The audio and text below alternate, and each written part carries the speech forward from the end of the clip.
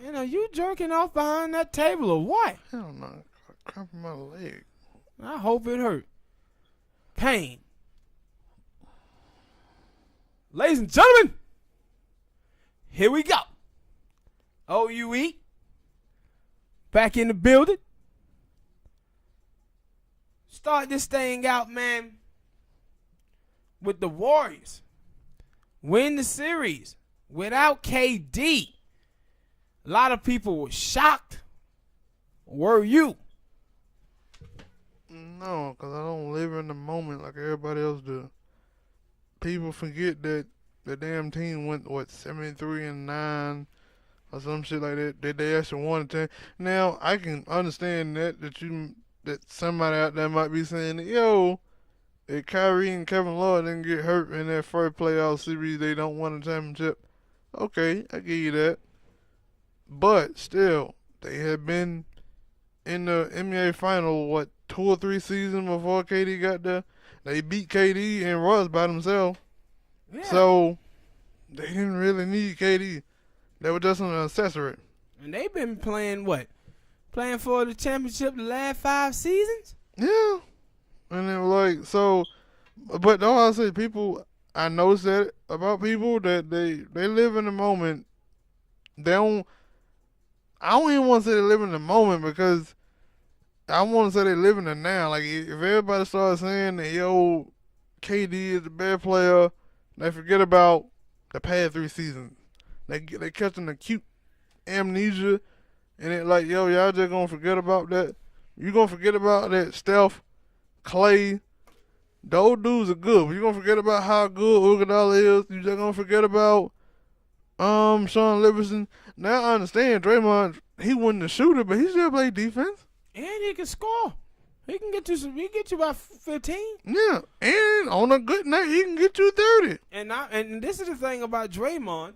When you look at it and you say Draymond can get me 15, Iguodala can get me 15 to 16 points, Livingston can give me a boo, Steph can get me 34, 35, and then Westcaller can give me 25. Clay Thompson. And then you had them other little players that getting 2 and 4. Man, that's 100 and some points.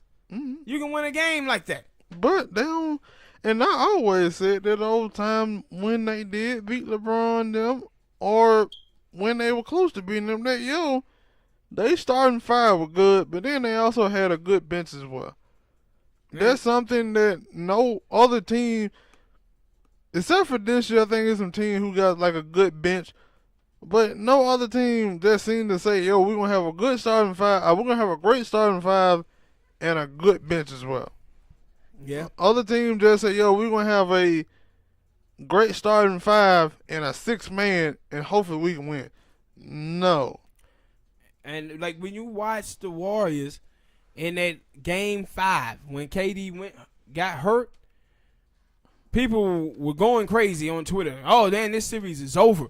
The Rockets gonna win tonight, and then they gonna wrap this thing up Friday. And I'm looking at it and saying, no, that team is better without Kevin Durant because they able to spread the floor. The thing is, the game of basketball is 48 minutes, man. It's only one basketball. And when you have KD, Clay, and Curry on the floor at the same time, it's only one basketball. So when Kevin Durant, the way he plays, he is a one-on-one guy. They allowing him to dribble the ball up the court, dribble, jump shot, or dribble, try to go to the lane and pass it out for a shot. That ain't what Steph normally do. And that's why I said when you seen Steph get hot, this is when I was saying like Steph doing the gangster boogie. That's why I call it. Where Steph get the ball, dribble you to sleep, crossover, step back, shoot, jumper. Mm-hmm. That's what he is. But when he was in the game with KD, he pretty much was like a catch and shoot guy, a guy who was running around screens. It's hard for him to get in the rhythm when you have KD dribbling the hell out of the basketball and then trying to drive. But it's funny how they say that about, like, they don't really say that about KD, or they don't even say that about Steph Curry. But if LeBron was to do, like, that was one of the criticisms that, yo, LeBron can't play with other players because he dominates the ball. But when he played with Kyrie, and hell, even when he played with Kyrie, played with Wade, and he Wade with ball, LeBron had to learn how to, hey, let me go sit in the corner and just sit over here and let them work. And he would be a good spot-up shooter. Sometimes he ain't a great three-point shooter, so that's the reason why sometimes he would still miss those shots. But he worked enough on that hey, I can go sit over here and let my teammates who I know are some ballers or some star players go to work. A lot of times that shit don't work, but they criticize LeBron for that, but they don't criticize KD for being a ball-dominant player. Like, that when they were talking about, yo, KD and Kyrie can go to the Knicks. Those are two dudes who are ball-dominant. Yep, both of them. And we just seen that, yo, Kyrie ain't never seen a shot that he didn't think he could make. And Kyrie, we're going to get into this topic a little later.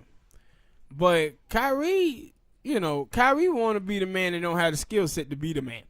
Mm-hmm. And he don't have the leadership ability to be the man. Mm-hmm.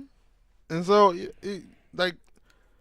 it's funny to me that they say that, like, yo, Steph, them, especially for Steph, them, like, anybody else you probably could say, like, if KD went to the Wizards with John.While and Bill, I've been like, yeah, okay, yeah, that team in trouble without KD. But he didn't. He went to Steph, Clay, championship players already. He didn't. It wasn't like he went to a team that was on the cusp. It was already there. And what you've seen is that people underrated Steph, Clay, and Draymond, but they overrated CP3, D'Antoni, and James Harden. That's what you're seeing. I've been saying, like you seeing people overrate them cats, man.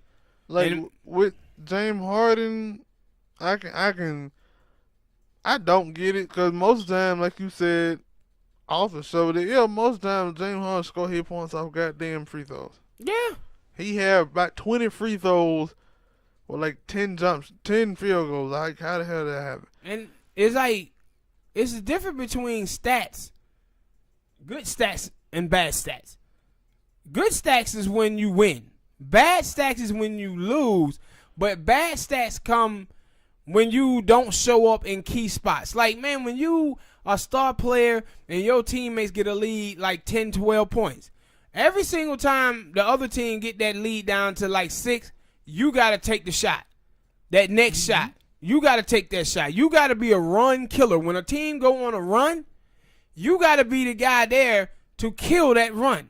The same way when we start talking about the last 3-4 minutes in the game, that's when you got to take over the game. And what you see from James Harden, and like CP3 ain't never been this guy. Right? He ain't never been this guy, ain't never came close to being this guy. Last year. Yeah.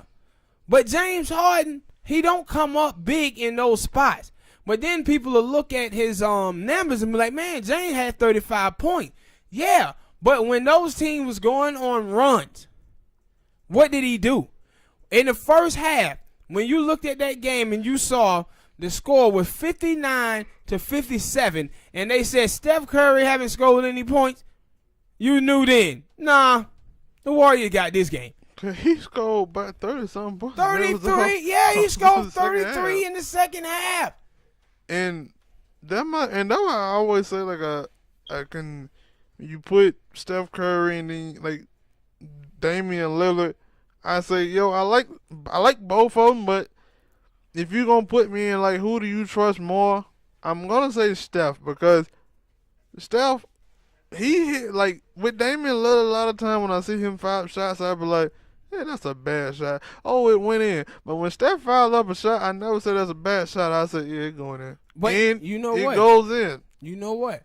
I probably would disagree with you. I probably would take Dame. And you know the reason why?